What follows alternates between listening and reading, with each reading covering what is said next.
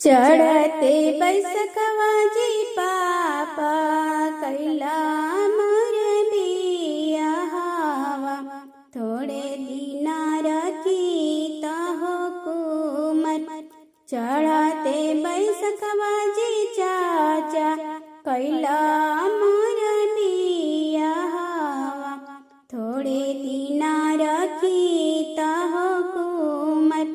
दियावा जंजाला होई गायनी जी पापा। भेजत हवा दूसरा हो दुवर। बेटिया जंजाला होई गायनी जी चाचा। भेजत हवा दूसरा हो दुवर। जांगिया बैठाई पापा दिया दाना हो कैला। डर डर गिरे तोहर होलोर। जांगिया बैठाई चाचा दिया दाना हो कैला।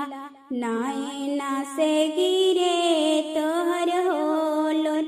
नायना से गिरे तोहर होलोर।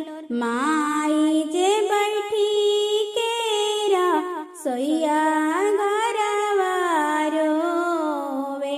भाभी चौखटिया धैले हो खड़। चाची जे बैठी केरा सोया घरवा रोवे।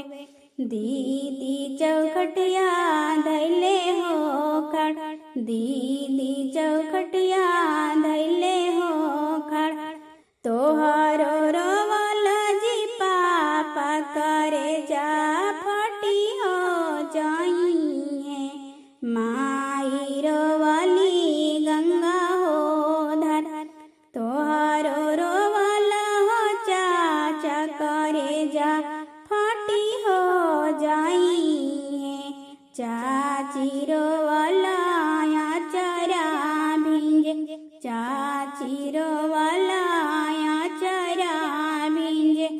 दीदी रोवला का सरजू हो उमड़ी जाइए।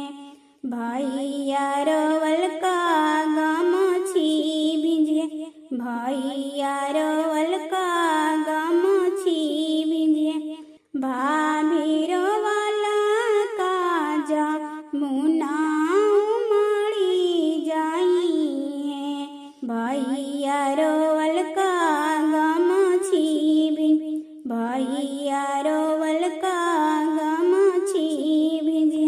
हमारो रोवल का जी पापा भिंजी है चुनारिया। कोई न जवरे हमारा जय। हमारो रोवल का जी चाचा भिंजी है चुनारिया। कोई न जवरे हमारा जय। कोई न जवरे हमारा जय। चुप रह दुलारी बेटी। चुप पीछे से भेजाई बे पीठी भाई। चुप रह दुलारी बेटी। चुप लारी बेटी। पीछे से भेजाई बे पीठी भाई। पीछे से भेजाई बे जेठ भाई। चढ़ते बैसखवा जी पापा कैला